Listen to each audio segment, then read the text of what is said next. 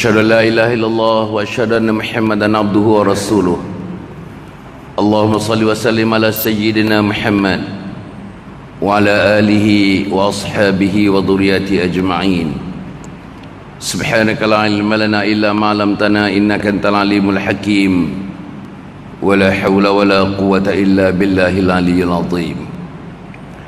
Qala rabbi shrah li sadri wa yassir li amri wahlul 'uqdatam min lisani yafqahu qawli. Qala Allah Ta'ala fi kitabil aziz, a'udzu billahi minasy syaithanir rajim. Innaka la tahdi man ahbabta walakinna Allah yahdi man yasha. Shadaqallahul azim. Yang dikasihi Tuan Imam, Tuan Bilal, Tuan Siak, pimpinan kepada Masjid Tengku Panglima Perang ini, teman-teman saya yang saya kenali dan belum kenali, tuan-tuan dan puan-puan, hadirin hadirat yang dimuliakan oleh Allah Subhanahu wa taala. Dalam masa sekitar 1 jam saya akan bersama-sama dengan tuan-tuan dan puan-puan untuk mengintai-ngintai sejenak beberapa aspek dalam kehidupan kita ini yang ukurannya sama ada kita makin lama, makin tua, makin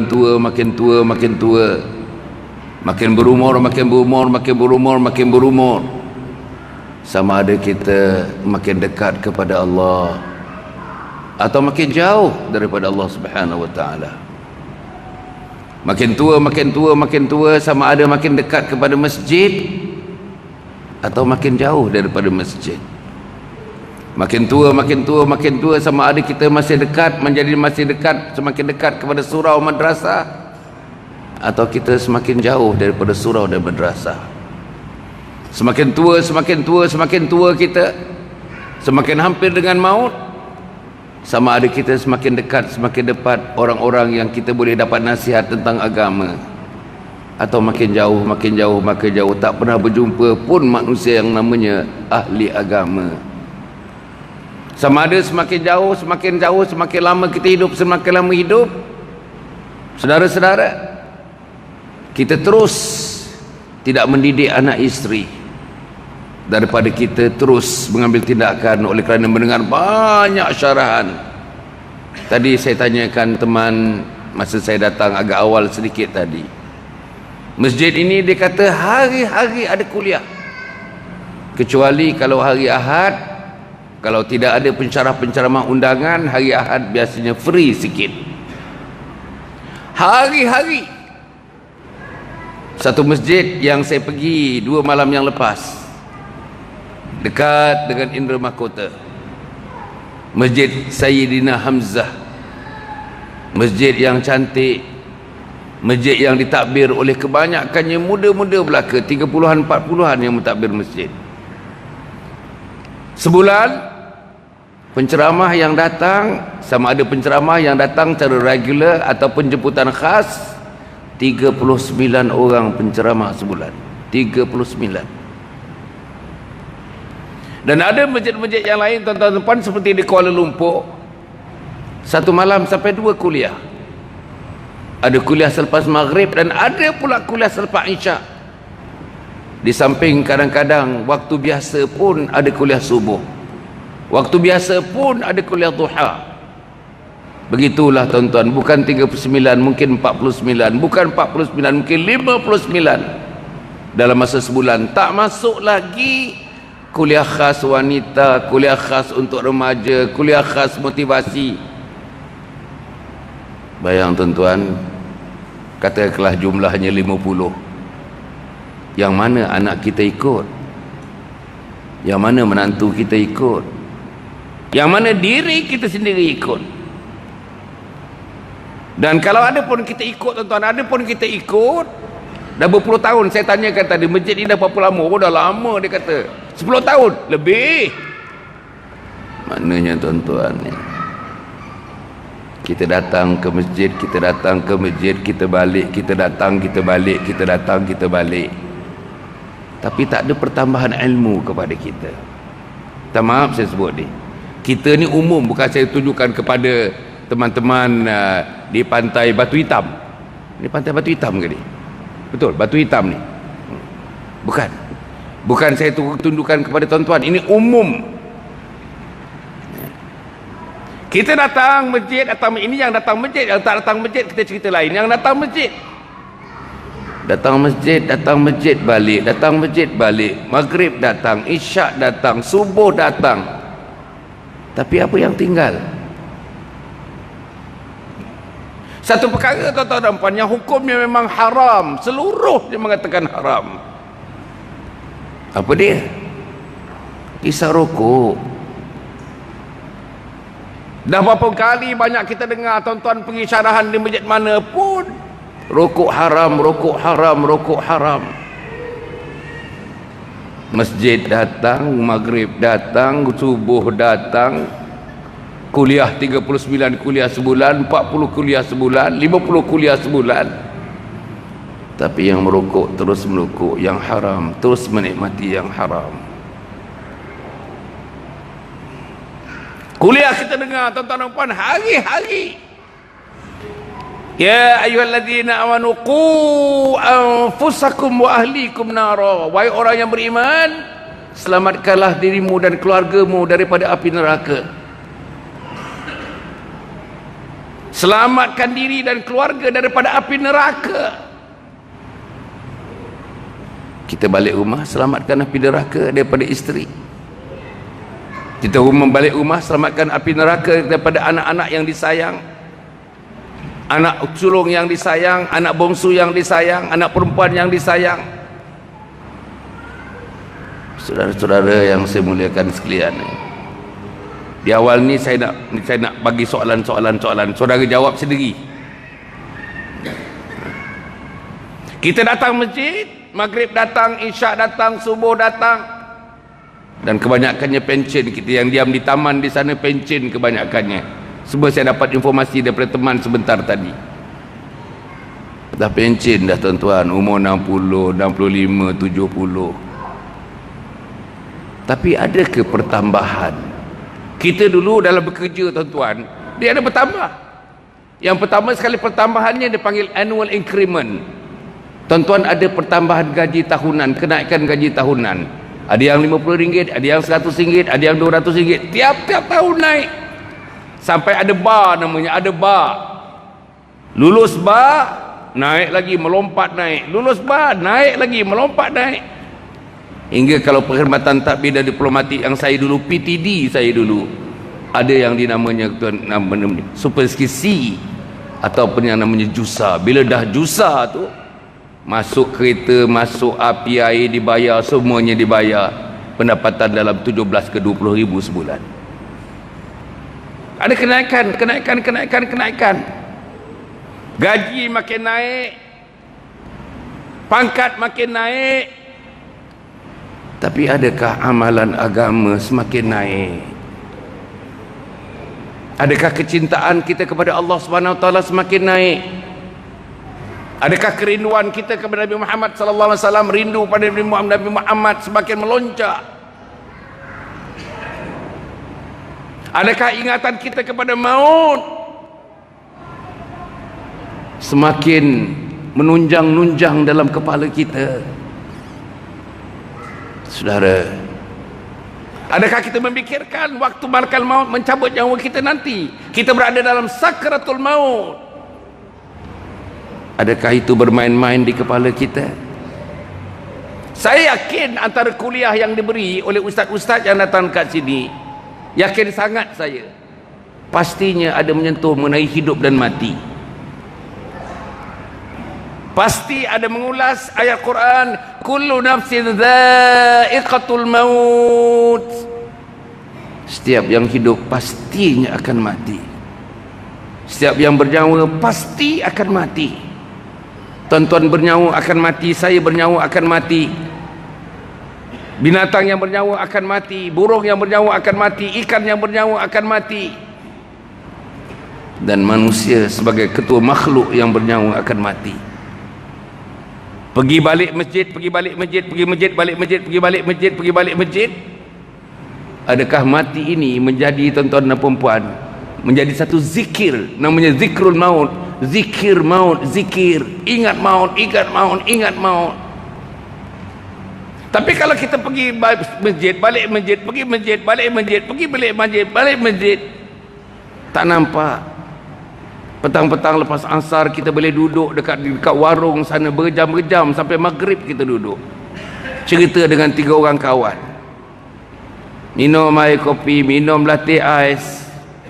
Cerita, gelak, ketawa. Macam mana? Malakal maut dah banci, nama kita dah banci. Saudara, nama saya, nama saudara telah tersenarai.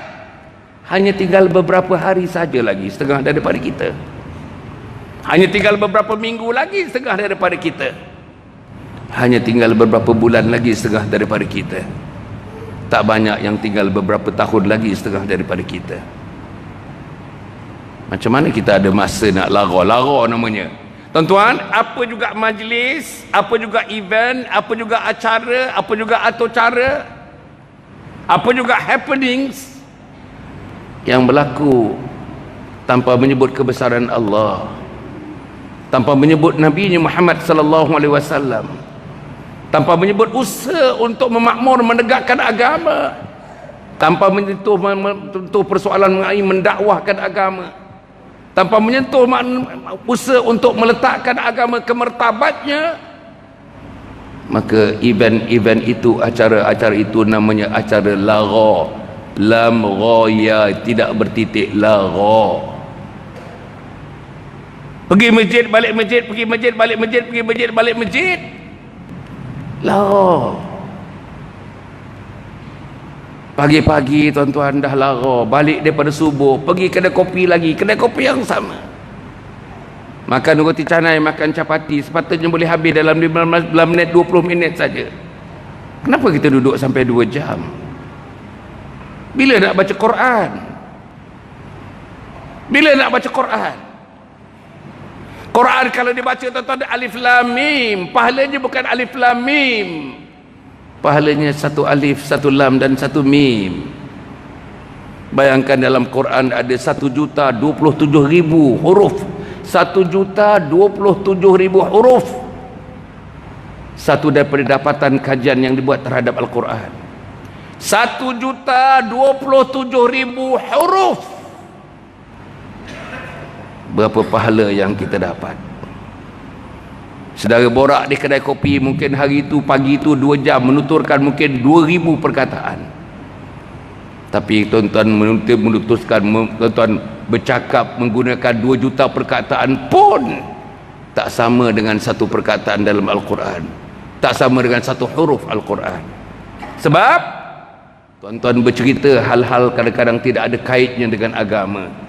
Al-Quran itu titik pun merupakan wahyu, huruf merupakan wahyu, baris atas merupakan wahyu, baris bawah merupakan wahyu, syaddah merupakan wahyu, muka-muka suratnya merupakan wahyu, juzuknya merupakan wahyu, surahnya merupakan wahyu.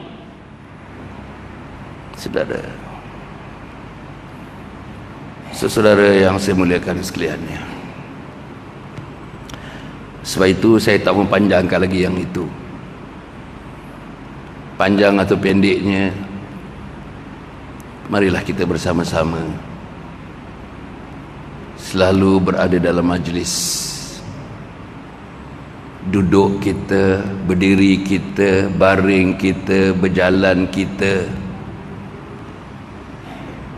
lakukanlah sesuatu yang boleh memanggil hidayah. Itu sebab saya bacakan tadi permulaannya, innaka la tahdi man ahbabta walakin Allah yahdi man yasha. Kamu boleh mengusahakan manusia mendapat hidayah. Hak memberi hidayah itu absolut, adalah hak Allah Subhanahu wa taala. Apa arti hidup tanpa hidayah? Tuan-tuan cuba fikir, apa arti hidup tanpa hidayah? Sebelum itu, definisi pengertian hidayah yang paling mudah ialah petunjuk jalan yang benar daripada Allah Subhanahu wa taala. Itu hidayah. Ya. Tengok saja jam 10 minit sebelum azan maghrib, dah bersiap dah mandi, dah pakai baju, dah minum air, dah terus sarung selipar. Yang bermotosikal pakai motosikal, datang ke rumah Allah. Kita yang pertama, yang elok kita yang pertama datang ke rumah Allah. Masuk dengan tahiyatul masjid, niat iktikaf, tunggu sebelum azan. Kalau boleh, kalau tak boleh baca Quran pun, ulang-ulangkan bacaan suratul Ikhlas.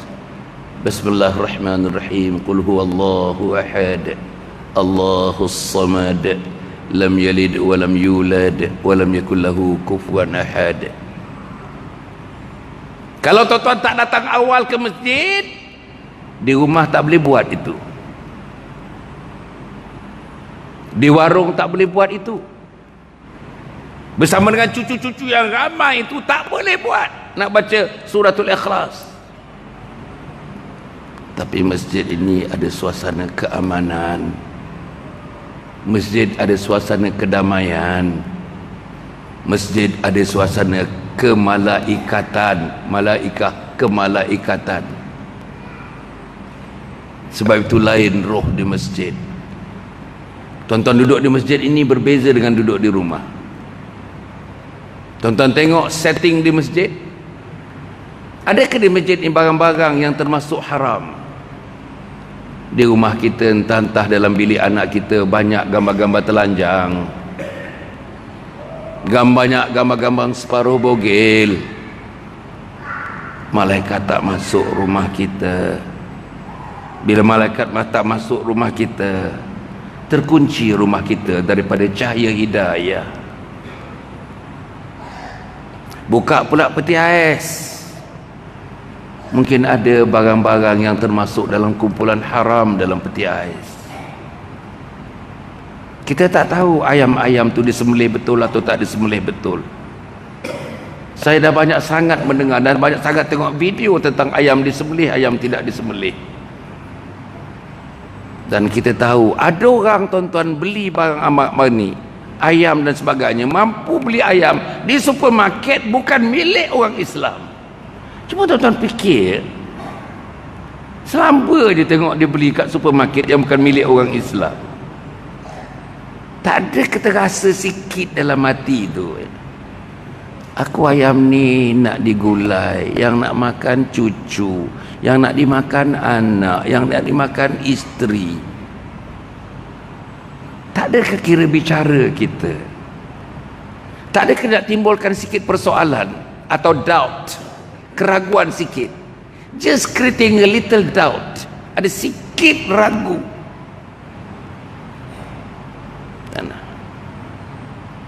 Banyak kita beli roti-roti memangnya ada gelatin, animal gelatin.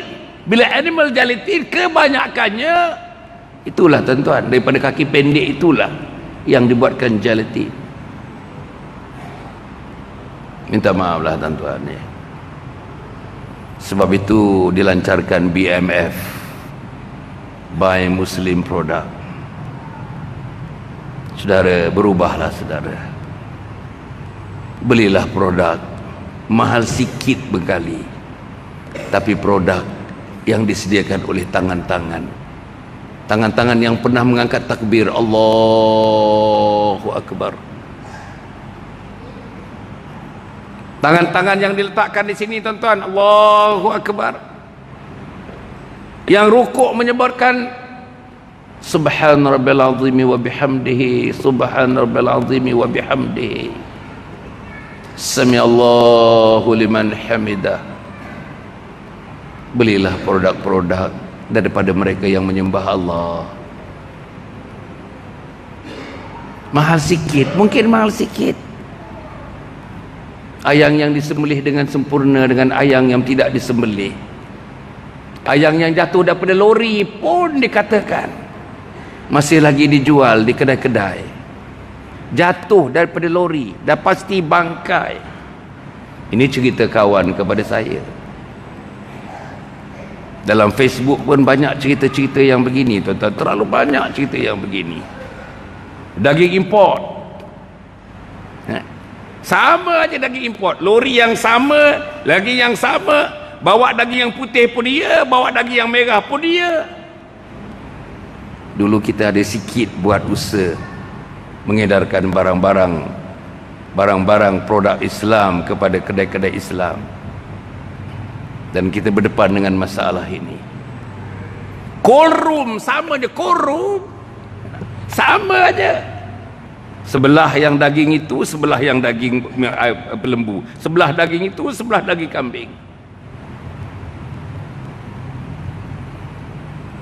Saudara, pastikan kita nak bagi makan cucu kita yang tak tahu apa pun.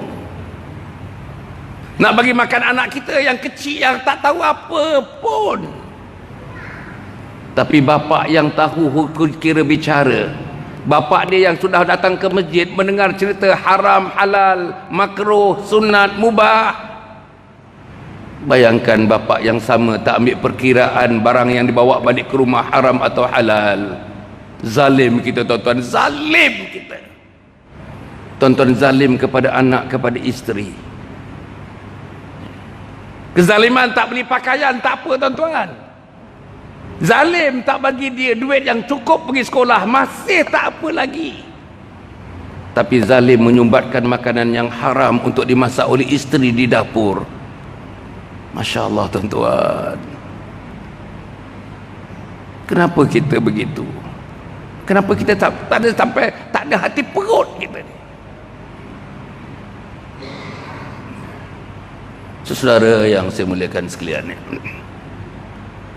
balik tadi, malam ni kita bincang. Kalau tuan-tuan nak bagi tajuk pun, tajuk ini tuan-tuan bolehlah ditajukkan sebagai hidup berpaksikan hidayah.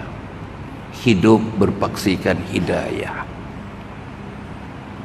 Untuk teman-teman yang mengikuti live ini, teman-teman kita ni FB live streaming ini 1, 2, 3, satu dunia sekarang sedang mengikuti kuliah saya ini on real time basis.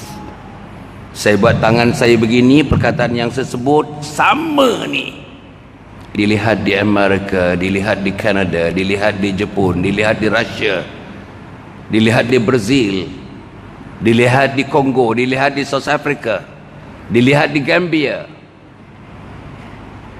Saudara, Masjid Tengku Panglima Perang malam ni dipancarkan satu dunia, tuan-tuan. Satu dunia ni real time. 1, 2, 3. Satu dunia.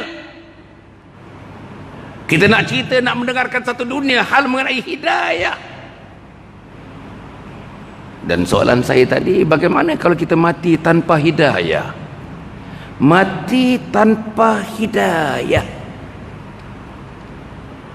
Ulang balik. Hidayah ialah kehidupan yang terus hidupnya lurus, hidupnya mengikut lunas-lunas yang telah ditetapkan oleh Allah Subhanahu wa taala, yang dipraktik oleh Nabi Muhammad sallallahu alaihi wasallam. Hidayah artinya sesuatu yang tercetus dalam hatinya, dalam kepalanya, dibayangkan dengan gerak langkah daripada tangan dan kakinya, mengikuti peraturan Allah, kehendak Allah sebagaimana yang dibuat oleh Nabi Muhammad sallallahu alaihi wasallam, para sahabat dan tabi'in. Itu hidayah. Dan hidayah ini nilainya tak boleh ditukar dengan langit dan bumi, tuan-tuan. Dengan hidayah memungkinkan tuan-tuan mati dalam husnul khatimah. Dengan hidayah memungkinkan tuan-tuan mati dalam husnul khatimah. Tanpa hidayah lawannya kemungkinan saya atau tuan-tuan mati dalam su'ul khatimah. Tadi imam baca doa, Allahumma khtim lana bihusnil khatimah wa la takhtim alaina bisu'il khatimah. Wahai Allah, matikan aku dengan mati yang baik. Mati yang baik, mati kalimat terakhir yang kita ucapkan, yang mampu kita ucapkan sebelum mata kita ditutup selama-lamanya, takkan dibuka sedikit pun daripada mata kita. Perkataan akhir yang kita ucapkan ialah La ilaha illallah Muhammadur Rasulullah. Tanpa hidayah sukar nak mengucap kalimat ini. Tanpa hidayah sukar nak dapatkan gambaran kalimat ini berada di awang-awang dekat dengan mata kepala kita yang dapat dilihat, untuk membolehkan kita mengikut satu persatu La ilaha illallah Muhammadur Rasulullah. Tanpa hidayah, anak-anak kita bertali arus membisikkan, ayah, la ilaha illallah Muhammadur Rasulullah. Ayah, la ilaha illallah Muhammadur Rasulullah. Ayah, la ilaha illallah Muhammadur Rasulullah. Tapi saudara, ulanglah 1000 kali. Tanpa hidayah, dia tidak akan ikut talqin yang ditalqinkan kepadanya. Saudara yang saya muliakan sekalian, hidayah juga makin awal makin baik, makin awal makin baik, makin awal makin baik. Bayang anak-anak muda Abdullah ibni Mas'ud, Ibni Umar, Abdullah ibni Umar, Mus'ab bin Umair, Bilal bin Rabbah, Zaid bin Thabit, Abdul Rahman ibn Auf. Ini orang-orang muda kecil-kecil, umur 13 tahun, 14 tahun, 15 tahun tuan-tuan. Mereka sudah berada di gerbang jihad. Setengahnya umur 15 tahun, mengapalai tuan-tuan gerumbulan-gerumbulan tentera-tentera Islam, menggempur tentera musyrikin. Saudara, anak kita gempur apa tuan-tuan? Anak kita gempur apa? Kita berada di pantai Batu Hitam, pantai Baluk di sana. Digempur apa? Semalam waktu kita memberikan kuliah maghrib di Masjid Sayyidina Hamzah, waktu kita makan, doktor, sekejap lagi ni, hari Jumaat malam 1, sekejap lagi ni perkumpulan besar-besaran budak-budak Melayu mak rempit. Tuan-tuan, mak rempit dekat Indra Mahkota sana, mak rempit. Kisah mereka mati berlanggar di jalan raya, mati. Anak kita, anak saudara, anak sahabat kita, inilah yang berlaku. Satu hari saudara, saya ada program di sini. Saya tinggal dekat Hyatt Hotel tu.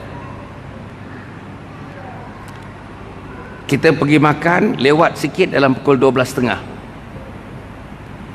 Saya tengok tuan-tuan, budak-budak sekolah rendah, mulai dalam pukul 11 malam, dalam kumpulan 20 orang, 30 orang naik basikal tuan-tuan. Sekolah rendah ni, saya dia bagi tahu, yang itu baru umur dalam darjah 5. Darjah 5 berapa tahun tuan-tuan ni? 12 malam ni. Tahun lepas saya pergi ke Langkawi, 5 hari 4 malam saya di Langkawi. Dekat 8 masjid dihadiahkan kepada saya untuk diletakkan saya memberi ceramah. Kuliah subuh, kuliah duha, kuliah maghrib. Seorang imam, kebetulan seorang ustaz, mengambil saya di airport. Dalam perjalanan daripada airport pergi hotel, diterangkan kepada saya, layu dekat pantai namanya Pantai Cenang. Pantai Cenang. Di sinilah kadang-kadang kita lihat mayat-mayat bergelempangan, mayat anak Melayu yang mabuk tak sedar diri. Orang putih pun tak minum sebanyak itu. Anak kita minum lebih jago daripada jago peminum orang Eropah. Di sinilah kata imam itu, kalau kita boleh tengok bergelempang, separuh mati bergelempang hari-hari. Anak-anak yang ketagihan dadah, ada yang tua sampai umur 60 tahun ketagih dadah. Melayu tuan-tuan, Melayu Islam. Namanya bukan Ismail, mungkin Ismail Abdullah.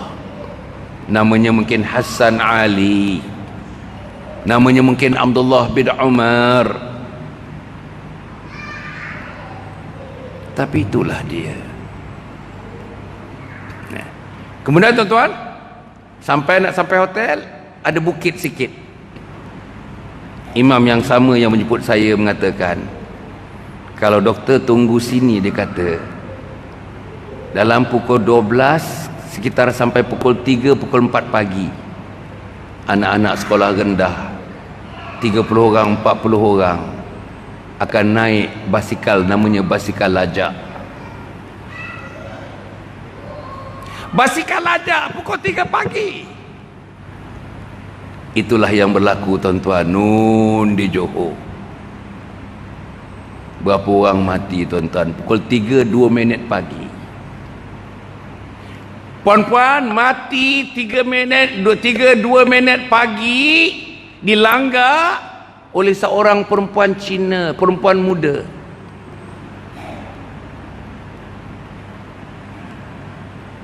Kesnya naik basikal lajak. Budak-budaknya yang paling tua dikatakan umur 13 tahun, kebanyakan dalam lingkungan 10 tahun, 8 tahun. Macam mana? Mana ayah dia? Mana mak dia? Tak ada ke basikal lajak di pantai Batu Hitam, pantai Balok ini? Ada. Tak ada ke anak-anak kita yang mabuk dengan minuman-minuman itu di Batu Hitam, di Balok, sampailah kepada Teluk Cempedak di sana? Ada. Saudara, siapa mereka? Mungkin anak kita. Bapa pergi balik masjid rumah. Anaknya tuan-tuan pukul 3 pagi dengan basikal lajak. Ayah pergi balik masjid rumah. Anaknya sekarang sedang bersiap-siap nak berkumpul pukul 11 nanti untuk merempit tuan-tuan, memberikan nyawanya kepada jalan raya. Inilah yang berlaku. Saudara yang saya muliakan sekalian ni, macam mana kita nak menghalang perkara ini? Tak ada cara lain melainkan hidayah. Saudara-saudara, sebab itu marilah kita cuba melihat apa yang dinukilkan oleh Allah Subhanahu wa taala. Faman yuridillahu yahdiyahu yashrah sadrahu lil Islam. Allah menyebutkan dalam surah Al-An'am ayat 125, maka siapa yang dikehendaki oleh Allah untuk memberikan petunjuk kepadanya, nescaya Allah akan melapangkan dadanya, membukakan hatinya untuk menerima Islam. Untuk menerima Islam. Saudara-saudara, adakah anak kita sebenarnya sudah menerima Islam? Bila tuan-tuan unjukkan Islam kepada anak? Bila tuan-tuan serahkan Islam kepada anak-anak, memanglah mak Islam, bapa Islam, dalam surat beranak Islam. Tapi Islam yang bagaimana? Ada tak mak bapak membantu dia dalam proses menjadikan dia orang Islam yang baik, Muslim yang baik, yang beriman, yang bertakwa, yang diberikan ihsan?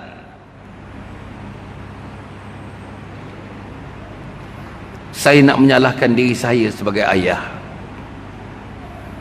Saya dah bergelumang dengan anak-anak ini tuan-tuan 42 tahun dalam summer camp, smart learning, parenting. 1.2 juta manusia yang ikut program saya. 1.2 juta manusia. Di depan saya ada 400 orang, masuk mak bapak hari pembukaan dan hari penutup. 8 mak bapak, 40 orang, 8 kali 4 32 tuan-tuan. 400 orang, 3.200 orang di depan saya. Setahun kita buat 13 kali program. Saudara, balik kepada hidayah. Anak-anak yang boleh semayang, yang boleh betul-betul semayang, berdiri demonstrasi buat semayang subuh dengan ada ustaz yang faham fardu ain, yang faham tentang fiqh. Cuba tengok anak ini mendemonstrasi semayang subuh 2 rakaat dengan membaca kuat, walaupun siang demonstrasi baca kuat. Rukun qaulinya baca kuat, rukun fi'linya kita nak lihat. Apa kata ustazah? Yang boleh baca 2% saja yang boleh semayang. 98% tak boleh diterima semayang mereka. 98% tak boleh diterima sembahyang mereka. 2% itu pun yang ma'had tahfiz, 2% itu pun terdiri daripada mereka yang bersekolah agama. Doa iftitah tak lepas tuan-tuan, tak lepas doa iftitah. Tak percaya, balik bawa seorang ustaz. Tuan-tuan ada 3 orang anak di rumah, belanja sikit ustaz itu, belikan goreng pisang ke, buatkan mi ke, minta kebenaran ustaz. Ustaz datang setengah jam ke rumah saya, cubalah ustaz tengok bacaan anak-anak saya dalam sembahyangnya. Saya nak minta mereka buat demonstrasi sembahyang subuh sembahyang subuh 2 rakaat. Ustaz tengoklah macam mana perkataan-perkataan yang diucapkannya, bacaan-bacaannya, rukun-rukunnya, perlakuannya, perbuatannya. Saudara, kalau tuan-tuan tengok sebelum itu pun ambil wuduk pun. Mari kita bawa ustaz guru fardu ain, tengok anak kita ambil wuduk. Berapa orang yang sah? Basuh yang pertama pun tuan-tuan, basuh muka, basuh tangan, basuh muka. Muka pun tuan-tuan nampak. Peringkat membasuh muka pun ramai yang tak sah membasuh muka. Sebab garis muka kita meliputi garis di dagu di bawah ni. Ini masih sebahagian daripada muka ni. Jadi siapa yang berjanggut semuanya kena ditonyoh supaya air meliputi seluruh kawasan di bawah dagu ni, yang mesti kena air. Tapi anak kita ambil wuduk tak kena langsung di sini tuan-tuan. Tak sah wuduknya, tak sah salatnya. Kadang-kadang kita lihat yang tua pun begitu tuan-tuan, yang tua pun tak ada siapa berkoreksi, tak ada siapa yang menunjukkan kita. Kita pun yang tua-tua ni tak panggil orang, Din, kau sekolah agama, kau ustaz, kau tolong pakcik nak ambil wuduk sekarang ni. Engkau tengok cara pakcik ambil wuduk, habis nanti engkau komen, Din, yang mana tak betul minta maaf, Din, tolong, Din, pakcik dah umur 67 tahun ni, pakcik takut ni, kalau wuduk pakcik tak sah, sembahyang pakcik tak sah, Din. Ada kita buat. Mana tuan-tuan tahu wuduk tuan-tuan tepat? Kalau boleh, Din yang sama, ustaz yang sama, Din, pakcik dah ambil wuduk, pakcik nak sembahyang sekarang, Din.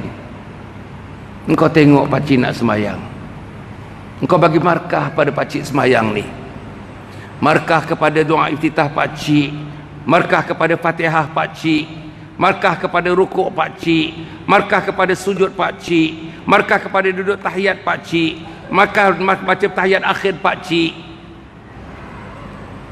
Saudara, saya tak fikir ada orang buat begitu dan ada orang panggil ustaz minta ditunjukkan secara individu, secara personal. Tapi kalau tuan-tuan berguru macam ini je, di mention ustaz, biasanya oleh masa tidak mengizinkan, kita biasanya mention sepintas lalu aja. Tuan-tuan hendaklah ambil uduk yang sempurna. Habis. Sempurnanya macam mana? Apa dia tafsiran sempurna ustaz? Nah, tapi ustaz tu tak boleh lah nak pergi ke bilik air pula, nak pergi ke tempat uduk pula, nak demonstrasi macam mana. Tak boleh. Ustaz ni ada 40 minit aja, 50 minit aja. Jadi kita lah tuan-tuan, penting ini tuan-tuan. Ini bukan kecil. Persoalannya di sisi Allah Subhanahu Wa Taala, apa pun jangan pandang kecil. Sunat jangan pandang kecil, sebab semuanya diterajui melalui tuan-tuan wahyu dan dipraktik terus oleh Nabi Muhammad SAW, para sahabat dan tabi'in. Ikut Nabi, ikut sunnah. Tak boleh anggap ringan kita, tak boleh. Masuk masjid terus duduk aja. Tak elok lah. Nabi tuan-tuan pernah berkhutbah, ada sahabat masuk terus duduk, Nabi berhenti sekejap khutbah, bangun wahai sahabat, bangun, lakukan tahiyatul masjid. Saya tengok kadang-kadang kita dah tua-tua pun tuan-tuan, masuk masjid duduk terus. Macam mana? Tahiyatul masjid, sembahyang menghormati masjid. Ini rumah Allah. Ini bukan rumah kita. Ini bukan kindergarten. Ini bukan universiti. Ini bukan kedai kopi. Ini rumah Allah. Rumah Allah ada cara-cara adab rumah Allah. Rumah Allah ada cara-cara etika rumah Allah. Rumah Allah ada cara-cara tuntutan rumah Allah. Rumah Allah ada akhlak-akhlak rumah Allah. Rumah Allah ada adab-adab rumah Allah. Rumah Allah ada peraturan-peraturan rumah Allah. Tapi kita datang masjid, balik masjid, datang masjid, balik masjid, datang masjid, balik masjid. Tapi kadang-kadang asas adab masjid pun, tuan-tuan tengok kadang-kadang kalau tak disebutkan, rapatkan saf, luruskan saf. Kalau tak diatur betul-betul tuan-tuan, satu orang dengan satu orang, boleh masuk lagi satu orang dalam saf. Macam mana? Kadang-kadang kita datang, di hujung sana boleh dua orang lagi, di hujung sana boleh dua orang lagi, kita buat lagi satu saf di belakang. Macam mana?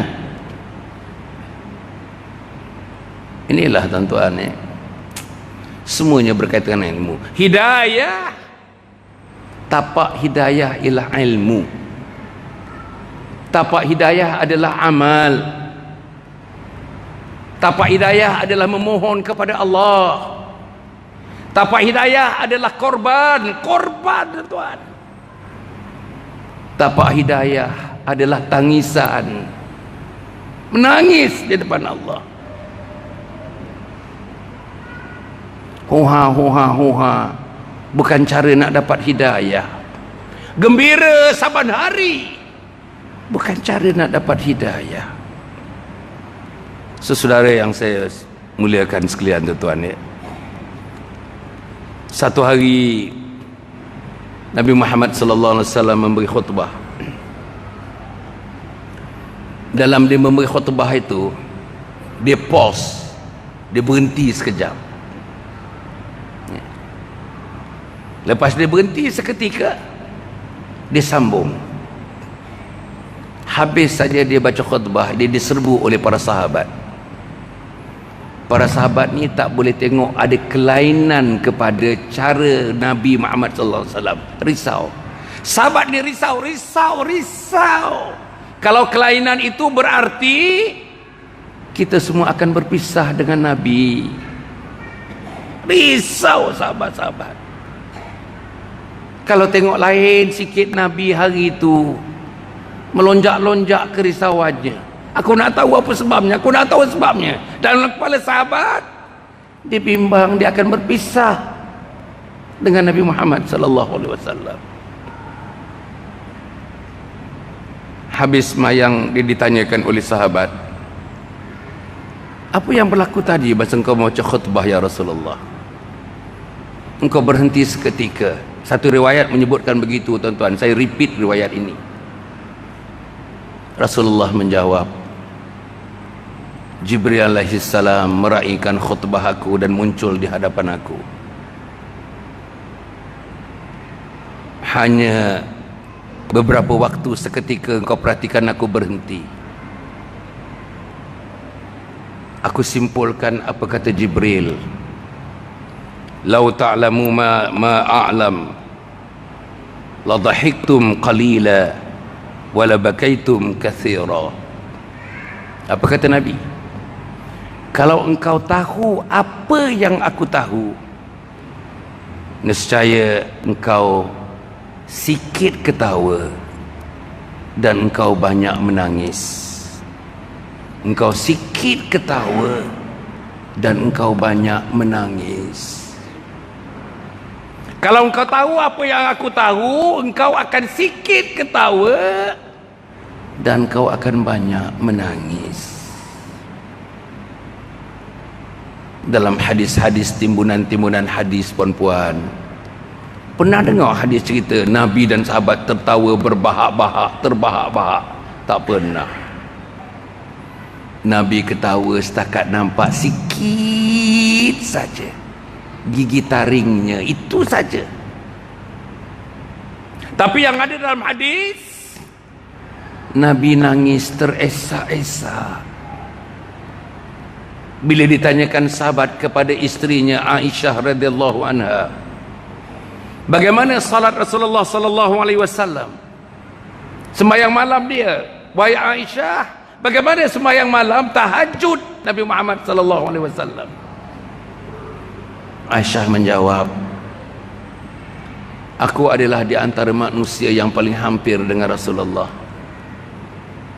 Di waktu Rasulullah bertahajud sembahyang malam, aku antara yang dekat dengan beliau. Aku lihat bila beliau sujud, baginda sujud, sujudnya begitu lama. Aku dengar dengan telinga aku. Di waktu sujudnya, aku dengar daripada dadanya berkocak, bergema, bergolak, menggelegak. Daripada dadanya suara itu aku dengar, seolah-olah seperti air diletak dalam kawah, diunggun dengan api yang marak begitu, menggelegak air itu. Begitulah menggelegaknya dada Nabi Muhammad sallallahu alaihi wasallam. Dan dalam sujudnya yang begitu lama itu, aku dengar dengan jelas Nabi ulang. Apa perkataan yang Nabi ulang? Ummati, ummati, ummati, ummati. Umatku, umatku, umatku, umatku. Nabi fikir ada risau kalau dia tak dapat bantu umatnya nanti di padang mahsyar. Nabi risau. Dia diberikan kuasa untuk memberikan syafaat, tapi dia tak dapat beri kepada teman-teman. Ni jamaah Tengku Panglima Perang, Masjid Tengku Panglima Perang, dia tak mampu nak bagi syafaat kepada mereka yang duduk di persekitaran pantai Batu Hitam. Dia tak mampu nak bagi syafaat kepada mereka yang hidup pagi, petang, siang, malam, riang-ria, riang-ria. Waktu subuh riang-ria, waktu zuhur riang-ria, waktu asar riang-ria, waktu maghrib lagi kemuncak riang-ria. Bimbang Nabi tak dapat memberi syafaat kepada kumpulan ini. Saudara-saudara tetamu Allah yang saya muliakan sekalian, takut yang tak diberikan syafaat itu siapa dia? Kita ni. Saya yang tiap-tiap malam tuan-tuan, never fail, tiap-tiap malam bagi ceramah, tiap-tiap malam 5 hari 6 hari 5 malam kita berada di Pahang ini. 2 hari yang lepas kita berada di Karak. Hari yang ketiga ni kita berada di Indra Mahkota. Malam tadi kita ada kuliah maghrib di Masjid Sayyidina Hamzah. Pagi tadi kita ada subuh di Pandan, apa nama? Pandan Mulia. Hari ini kuliah maghrib di sini. Besok ada kuliah subuh lagi. Kuliah besok, kuliah subuh, kuliah duha, besok kuliah duha. Malamnya kami akan berangkat ke Pekan. 2 malam di Pekan diakhirkan dengan masjid besar, Masjid Jami' Pekan, Masjid At-Taqwa, sebelum pulang ke Kuala Lumpur. Apa yang kami bawa? Kami bawa tuan-tuan, kami bawa husnul khatimah, husnul khatimah, husnul khatimah, supaya saya dan tuan-tuan mati dalam husnul khatimah. Ingatkan tuan-tuan, tuan-tuan ingatkan, puan-puan ingatkan tuan-tuan, yang besar, yang kecil, yang tua, yang muda, yang sudah akil balik. Kamu tinggi macam mana, kamu mulia macam mana, kamu diagungkan macam mana pun, ingat, kamu mesti mati dalam husnul khatimah. Kamu kaya macam mana pun, jangan lupa kamu mesti dimatikan, minta kepada Allah mati dalam husnul khatimah. Kamu disanjung manusia sampai langit, kamu disanjung, ingat, kamu mesti mati dalam husnul khatimah. Dan untuk mati dalam husnul khatimah, jalannya ialah hidayah.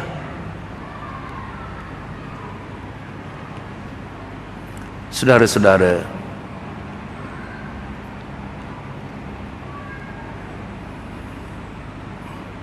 sebab itu kita selalu menyebutkan, kita minta pada Allah hari-hari, ihdinas siratal mustaqim, minta hidayah, tunjukkan kita jalan yang lurus. Hari-hari 17 kali pasti, ihdinas siratal mustaqim, wahai Allah, tunjukkanlah kami jalan yang lurus. Kita minta hari-hari, tapi saudara, tak ramai yang minta hari-hari. Dalam kajian yang pernah dibuat oleh universiti, yang pernah dibuat oleh jabatan-jabatan dan NGO-NGO, saudara, yang dapat kekal sembahyang 1 hari 5 waktu ni sangat-sangat kecil bilangannya. Tak ada 20% yang kekal sembahyang hari-hari 5 waktu. Yang tak kekal sembahyang majoriti melebihi 80%, 90%. Terus pergi jauh-jauh lah, pergi rumah kita sajalah. Anak dara kita kekal sembahyangnya 5/5. Anak teruna kita kekal sembahyangnya 5/5. Cucu kita yang datang ke rumah kita minta kita jaga mereka, kekal ayahnya dan maknya sembahyang 5/5. Jiran tetangga kita kekal sembahyangnya 5/5. Saudara, kita terlalu mudah meninggalkan sembahyang. Nanti siapa-siapa yang berkendak, tuan-tuan dan puan, ya, saya boleh bagi tuan-tuan rakaman yang dibuat antara almarhum Datuk Seri Abu Hasanuddin Al-Hafiz dengan saya punya tu, dia kembarkan begitu.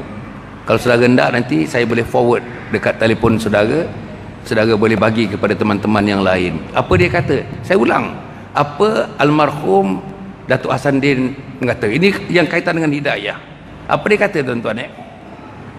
Dia kata daripada bacaannya, daripada Quran dan hadis yang disebutnya, siapa-siapa yang meninggalkan sembahyang, 1 sembahyang, Tuan-tuan akan tengok nanti. Saya nak bagi pada siapa nanti kenal pasti siapa. Nanti tuan-tuan ada grup, WhatsApp grup, tuan-tuan ada Facebook grup dan sebagainya. Tuan-tuan bolehlah share, boleh like, boleh share. Apa dia kata tuan-tuan? Almarhum Datuk Seri Abu Hassanuddin Al-Hafiz, adik kepada Datuk Harundin, Profesor Datuk Harundin. Apa dia kata? Tinggal satu salat, ini sudah saya guna bahasa dia. Haji habis, umrah habis, zakat habis, infak habis, sedekah habis, amal ma'ruf habis, nahi mungkar habis. Tinggal satu sembahyang. Nanti bagi tahu saya siapa saya nak bagi. Saya forwardkan saudara. Kita tinggal satu sembahyang ataupun kita tinggal 10,000 sembahyang. Isteri kita tinggal satu sembahyang, anak-anak kita tinggal satu sembahyang, pakcik kita tinggal satu sembahyang, atau orang yang paling kita sayang dan cinta, mak dan ayah kita, tinggal satu sembahyang. Inilah yang tuan-tuan kena fikir. Dan ubatnya, panasianya, hidayah. Hidayah. Tuan-tuan datang ke masjid kerana hidayah. Tuan-tuan gaut datang juga ke masjid, hidayah. Tuan-tuan sakit lutut, dua-dua lutut sakit, mengerang nak datang ke masjid ini. Bila melangkah tangga, walaupun tangga tu tak tinggi, hidayah. Tuan-tuan berlari nak pergi kepada soft pertama, didorong oleh hidayah. Tuan-tuan menyebut amin bila imam menyebutkan waladdallin,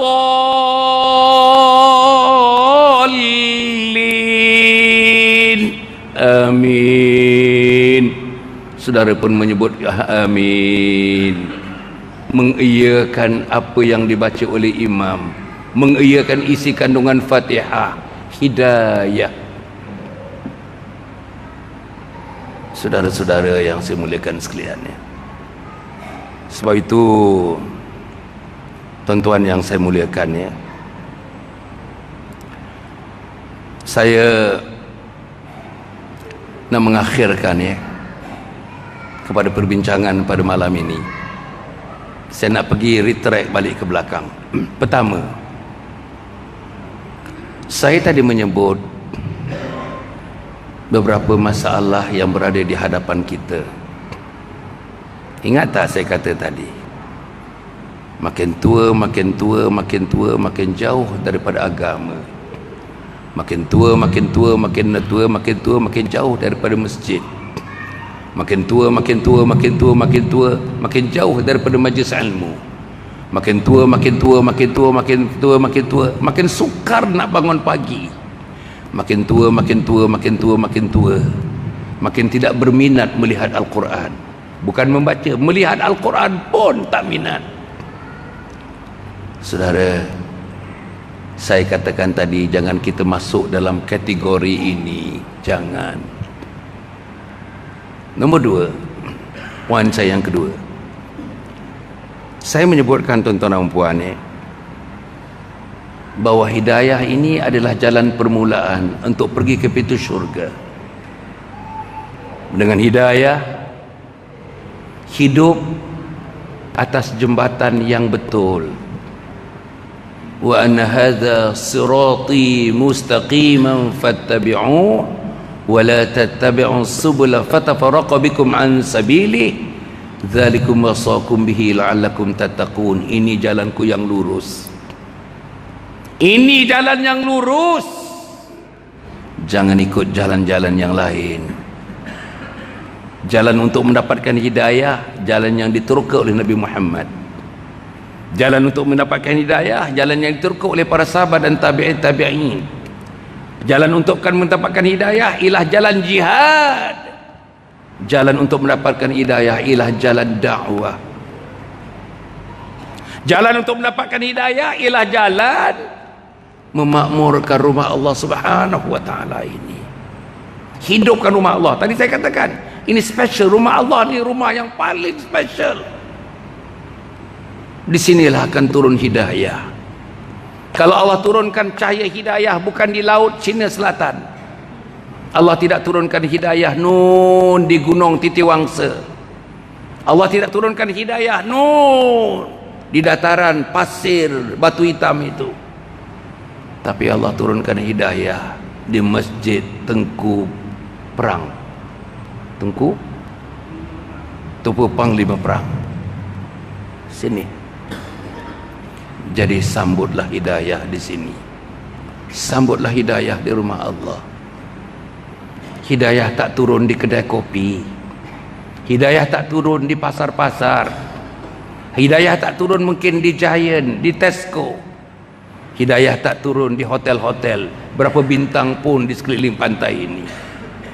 Hidayah turun di rumah Allah Subhanahu wa taala ini. Yang ketiga saya sebut tadi, saudara, kita mesti, hidayah ada kaitnya dengan perjuangan. Hidayah ada kaitannya dengan pengorbanan. You cannot get hidayah without some sacrifices. Sacrifice masa, sacrifice harta, sacrifice time, sacrifice space, sacrifice tempat kerja, sacrifice rumah tangga, sacrifice duit, sacrifice seluruhnya, hatta Nabi dan para sahabat. Tuan-tuan, sacrifice pengorbanannya ialah nyawa-nyawa mereka ditukarkan kepada hidayah. Sebab itu yang keempat saya sebut tadi, ya, saya kaitkan dengan hidayah dengan kematian. Dan kita nak tengok sama ada kita miliki hidayah atau tidak miliki hidayah. Tunggu sampai kita berada di pembaringan maut. Tunggu sampai kita berada di pembaringan maut. Tunggu nanti bila ada orang mentalkinkan kita, Hasan, la ilaha illallah Muhammadur Rasulullah. Hasan, la ilaha illallah Muhammadur Rasulullah. Tengok respon dia. Dia respon tak dengan kalimat itu? Dia jawab tak kalimat itu? Ada tanda-tanda tak dia menjawab kalimat itu? Ada tanda-tanda tak dia menerima kalimat itu? Banyak tanda-tandanya yang menunjukkan dia tidak menerima kalimat itu. Mati tanpa hidayah ni, ulama telah membariskan banyak tanda-tandanya. Dan mati dengan hidayah ini pun banyak tanda-tandanya. Saya tak bercadang nak memberikan tanda-tanda itu pada malam ini. Dan yang akhirnya saya menyebutkan hidayah ni, tuan-tuan ya, hidayah bukan seorang-seorang. Hidayah ialah umat. Saudara kena sing-sing lengan, sing-sing kaki, saudara. Mari kita langkahkan jalan-jalan terakhir dalam hidup kita ini. Umat Islam sebahagian besarnya sedang menunggu-nunggu untuk mendapatkan kalimat la ilaha illallah Muhammadur Rasulullah. Di mana-mana, di pelosok, di mana-mana tuan-tuan, di Kuala Lipis, di Gunung Tahan, di Tahan, di Bentung, di Rauk, di Mentakap, di kampung-kampung, di Ulu Ceka, sebahagiannya sedang menunggu hidayah, sedangnya hidup tanpa hidayah, dan sedang sebagiannya tidak pernah mendengar pun satu syarahan mengenai hidayah. Hampiri mereka, dekati mereka, sayangi mereka dan kasihi mereka. Tanda saudara mengasihi umat, tanda saudara mengasihi kita sesama Islam, kasihi mereka, hadiahkan mereka dengan usaha mendapatkan hidayah. Bukan hadiahkan hidayah, adakah hidayah itu hak Allah. Usaha mendapatkan hidayah. Sebab itu insyaAllah mudah-mudahan tuan-tuan ya, kita doalah supaya teman-teman yang datang kat sini Tak cukup ni tuan-tuan, ramai macam ni tak cukup, dia kena 10 kali ganda daripada ini untuk mendengar kuliah ni, baru nampak cahaya hidayah. Ni tak ada. Ini pun dah kira ramai ni. Setengah masjid yang saya tengok tuan-tuan kuliah, yang saya tengok setengah masjid 6 orang, 7 orang. Serius tuan-tuan, serius. Dengan mata kepala saya tengok 6 orang, 7 orang. Ini alhamdulillah keliling. Muslimat pun boleh tahan juga dalam. Bagus. Tapi tak cukup lagi, kena 10 kali ganda. Saudara kena usaha. Kita tak boleh masuk syurga seorang-seorang. Kena bawa tali yang lain, kena ikut sekali, ikat tali masuk syurga. Siapa yang kita kena talikan, kena ikat kita masuk syurga? Isteri kita, suami kita, anak laki-laki kita, anak perempuan kita, abang kakak dan adik kita, pakcik makcik kita, terutamanya ibu dan ayah kita. Saudara, marilah kita sama-sama insya-Allah, mudah-mudahan Allah memberikan kita keberkatan. Saya nak tutup dengan seputung ayat Al-Quran dalam surah Al-Ankabut ayat 69. Walladzina jahadu fina lanahdiyahum subulana wa innallaha lama'al muhsinin. Dan orang-orang yang berjihad bersungguh-sungguh mendapatkan hidayah, kami tunjukkan kepada mereka jalan-jalan kami. Allah sentiasa bersama orang-orang yang baik-baik. Siapa orang yang baik-baik? Orang yang dalam dadanya tersemat hidayah Allah Subhanahu wa taala. Tersemat kalimat la ilaha illallah Muhammadur Rasulullah. Tersemat semangat berkorban untuk agama. Tersemat semangat bekerja untuk memertabatkan agama. Tersemat semangat untuk mengikuti jaluran hidup yang dibawa oleh Nabi Muhammad sallallahu alaihi wasallam. Tersemat di dada mereka niat, kemahuan, kejituan, keinginan yang tinggi untuk menjadi ahli syurga Allah Subhanahu wa taala. Maka dengan itu saudara, saya nak menyebutkan satu perkara, ya. Tuan-tuan, ya, saya menulis ini buku yang ke-41. Maknanya saya dah tulis 41 buku. Ini buku bertajuk Khidmati Ayah Bonda Hingga Akhir Hayat. Khidmati Ayah Bonda Hingga Akhir Hayat. Saya tujukan kepada anak-anak yang pernah mengikuti summer camp Smart Learning Parenting saya, 1.2 juta orang itu. Saya buatkan bingkisan ini. Kamu mesti menjadi anak yang saleh, anak yang salihah. Menjadi anak yang saleh, anak yang salihah sahajalah. Di akhirat nanti kamu boleh memimpin tangan ibu dan ayah. Nak pimpin bawa ke mana? Pimpin ke bawa ke pintu syurga Allah Subhanahu wa taala.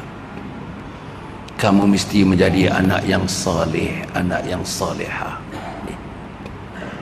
Cuba tuan-tuan gambarkan anak tuan-tuan sekarang ni. Tuan-tuan gambarkan. Sekejap kita tutup mata, kita gambarkan anak nombor 1, nombor 2, nombor 3, nombor 4, nombor 5. 5 orang anak. Anak yang mana yang nak pimpin tangan kita di syurga, nak bawa ke pintu syurga? Anak yang mana? Anak yang mana? Anak perempuan yang mana? Anak laki-laki yang mana? Anak yang tak pernah datang masjid? Anak yang tak pernah sembahyang di masjid? Anak yang tak pernah duduk majlis ilmu? Anak yang tak tahu baca Quran? Anak yang tak pernah tahu sepotong hadis pun dalam hidupnya? Anak yang tak hafal sebaris doa pun, doa yang maksur, doa masurat yang maksur pun tak boleh. Anak yang tak pandai ambil wuduk, dah umur 43 tahun tak tahu ambil wuduk. Saudara, anak itu nak pimpin tangan ibu dan ayah, memimpin tangan ibu dan ayah masuk syurga. Buku ini menceritakan kita mesti mempunyai anak semuanya anak yang soleh, anak yang soleha. Inilah bukunya tuan-tuan. InsyaAllah buku ni menceritakan kalau mak bapak makin sihat lagi, khidmat yang macam mana untuk mak bapak yang sihat. Kalau mak bapak sakit, buku ini menceritakan apa jenis khidmat yang patut diberi oleh anak-anak kepada ibu bapa yang sakit.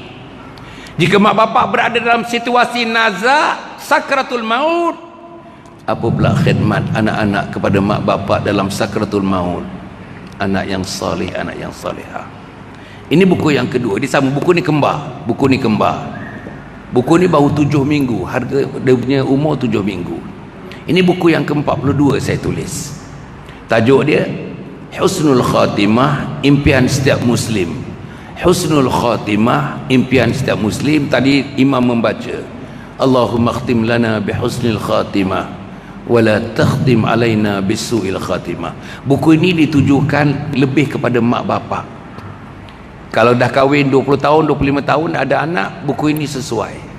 Bacalah buku ini. Buku ini menceritakan apa persediaannya.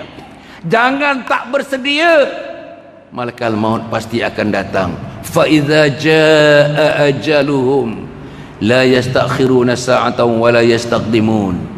Bila sampai ajal anak-anak Adam itu, malakal maut akan datang bertemu dengan dia. Tidak ditangguhkan satu saat, tidak disegerakan satu saat. Buku ini membawa kepada persediaan kita, persediaan akidah, persediaan syariah, persediaan akhlak, persediaan ilmu, persediaan amal, persediaan jihad, persediaan dakwah. Ini buku ini tuan-tuan. Bacalah buku ini. Kalau tidak, kosong. Kita nak bertemu dengan Allah, kosong tuan-tuan. Dari segi ilmu, kosong. Boleh tak kita bertemu Allah? Nak bawa hidayah, nak dapat hidayah, kosong. Kepala kosong, dada kosong, akidah kosong, syariat kosong, akhlak kosong. Jadi inilah satu percubaan untuk membantu umat Muhammad seluruhnya, untuk membantu saya sebagai penulis. Saya, bantu isteri saya, keluarga saya, anak-anak saya, supaya menjadi insan-insan pilihan di hadapan Allah Subhanahu wa taala nanti. Tuan-tuan, buku ni ada di luar ya. Di mana Pak Salim? Luar sana. Di luar sana. Boleh dapatkan ya. Kita akan berada di luar nanti selepas salat sekitar dalam setengah jam. Lepas tu saya akan berangkat terus insya-Allah meninggalkan masjid. Besok kita ada kuliah subuh. Kuliah subuh di mana Pak Salim? Allah. Ya? Mana? Siapa yang boleh bantu? Tak ada. Okey, tak apalah. Tuan-tuan dan puan yang mati sekalian, besok kita ada kuliah subuh. Lepas kuliah subuh besok saya ada kuliah duha. Lepas kuliah duha saya ada satu lagi kuliah maghrib. Di sini tuan-tuan, di sini. Lepas tu saya akan pergi ke Pekan. InsyaAllah selepas Pekan di Masjid At-Taqwa kita terus akan berangkat ke Kuala Lumpur insyaAllah. Doakanlah tuan-tuan, doakanlah kita yang baik-baik insyaAllah. Saya juga nak menyebutkan tuan-tuan ya, buku ini dulu buku ini sebagai bacaan latar kepada satu projek yang sedang diusahakan sekarang. Nama projeknya Kompleks Anjung Husnul Khatimah. Kompleks Anjung Husnul Khatimah bertempat di Hulu Langat, di Sungai Lui Hulu Langat. Saudara, kompleks berharga 12 juta bangunan, 1 juta tanah. 1 juta tanah. Sekarang teman-teman saya sedang menyebarkan flyersnya. Kompleks 12 juta, tanah 1 juta menjadikan 13 juta. Dia dibangunkan menggunakan sistem wakaf, sistem zakat, sistem amal jariah, sistem sedekah, sistem infak, sistem fi sabilillah, sistem fidyah. Jadi tuan-tuan ya, kita nak bangunkan. Apa guna Anjung Husnul Khatimah ni? Tuan-tuan tengok nanti ya. Tuan-tuan tengok dia punya bangunan, tengok lakaran dia macam mana. Harganya 13 juta ringgit itu. Kita nak mula bangunkan bulan 7 ini. Cerucuk yang pertama insya-Allah, jika semuanya berjalan dengan baik, cerucuk yang pertama akan dibangunkan pada bulan 7 yang akan datang dan siap dalam 1 tahun. Mungkin kita menggunakan sistem IBS namanya, dengan 2-3 kontraktor yang menyebabkan 1 tahun boleh siap. Gunanya tuan-tuan dan puan, gunanya hari-hari ada 250 orang, 250 orang. Datang 3 hari 2 malam, balik orang lain pula datang. 3 hari 2 malam, balik orang lain pula datang. 3 hari 2 malam, balik orang lain pula datang. Tiap-tiap hari ada 250 orang di situ. Apa cerita kita? Cerita kita, marilah kita mati dalam husnul khatimah. Marilah mati dalam husnul khatimah. Datanglah, datanglah, datanglah, datanglah. Marilah kita bersedia mati dalam husnul khatimah. Marilah kita menyebut kalimat la ilaha illallah Muhammad Rasulullah bila malaikat maut mencabut nyawa kita nanti. Marilah kita mati supaya kita selesa damai di alam barzah. Saudara, tak ada orang buat dalam dunia ini. Kami buat, tuan-tuan dan puan, insya-Allah. Dan juga program ini kita tunjukkan kepada anak-anak supaya anak-anak menjadi anak yang soleh, anak yang salihah. Anak-anak pun datang, 4 kali datang, setiap kali datang 3 hari 2 malam. 3 hari 2 malam pertama, 3 hari 2 malam kedua, 3 hari 2 malam ketiga, 3 hari 2 malam keempat. Mereka datang untuk menjadi anak yang soleh, anak yang salihah, untuk masuk syurga dengan mengkhidmati terlebih dahulu ayah bunda tercinta mereka. Dan kita sediakan bagaimana cara-caranya yang terbaik sebagai anak yang soleh, anak yang salihah, untuk mengkhidmati ibu bapa mereka. Jadi tuan-tuan yang perempuan yang baca sekalian, insya-Allah kita mohonkan supaya tuan-tuan baca, tuan-tuan runding dengan anak isteri surau masjid ini pun boleh runding tuan-tuan, untuk kita bantu sama-sama. Satu-satunya dalam dunia, Anjung Husnul Khatimah satu-satunya dalam dunia. Tak ada di Saudi, tak ada di Mesir, tak ada di Morocco, tak ada di Sudan, tak ada di Yaman, tak ada di England, tak ada di Amerika, tak ada di Latin America. Yang ada di Malaysia, di Selangor, yang ada di Hulu Langat, Sungai Semangkis Hulu Langat, yang kita akan bangunkan insya-Allah. Jadi tuan-tuan, buku ni, tuan-tuan dapatkan buku ni, hasil daripada buku ni. Saya tulis buku ni, saya cetak buku ni, saya edar buku ini, sehingga ini saya tak ambil satu sen pun. Seluruh kutipan itu kita masukkan dalam tabung Anjung Husnul Khatimah. Jadi tuan-tuan, insya-Allah kepada mereka yang dermawan, yang dermanya agak besar, wakafnya agak besar, zakatnya agak besar, mereka akan dapat pengecualian cukai pendapatan, tax exempted, ya. Kerana kita bersama dengan Perbadanan Wakaf Selangor, anak syarikat kepada Majlis Agama Islam Selangor, MAIS. Jadi tanah dan bangunan akhirnya nama dalam geran bukan nama saya, nama dalam geran sampai hari kiamat, pemiliknya ialah Majlis Agama Islam Selangor. Jadi tuan-tuan, cukup setakat itu, mudah-mudahan ada baiknya. Tabung-tabung di mana pasal ada tabung? Tabung sana di luar tuan-tuan, tabung berada di luar di sana. Tuan-tuan bolehlah untuk mendermakan, untuk menginfakkan, untuk menzakatkan, untuk sesuatu yang terbaik, untuk kita bantu teman-teman kita, supaya kita bantu diri kita dan teman-teman kita untuk menjadi ahli syurga Allah Subhanahu Wa Taala. Tuan-tuan, kita dalam 1 minit, kita zikir husnul khatimah. Kuat-kuat sikit, alunkan kuat-kuat, biar malaikat-malaikat kat sini sambut zikir kita, sampai malaikat yang memegang arasy Allah pun menyebutkan subhanallah, menyambut kebesaran keagungan lagu-lagu ataupun lirik-lirik yang kita sebutkan. Lirik inilah yang tuan-tuan akan sebutkan bila malaikat maut datang untuk mencabut nyawa tuan-tuan dan puan. Ikut tuan-tuan dan puan dengan semangat sikit, insya-Allah.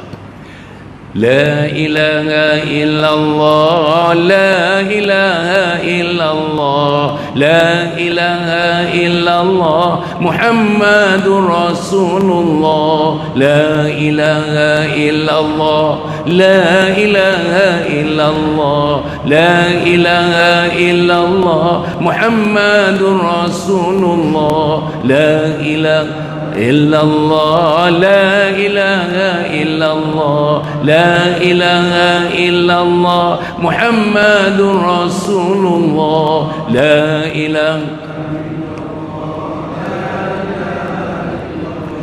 La ilaha illallah Muhammadur Rasulullah, la ilaha illallah, la ilaha illallah, la ilaha illallah, Muhammadur Rasulullah.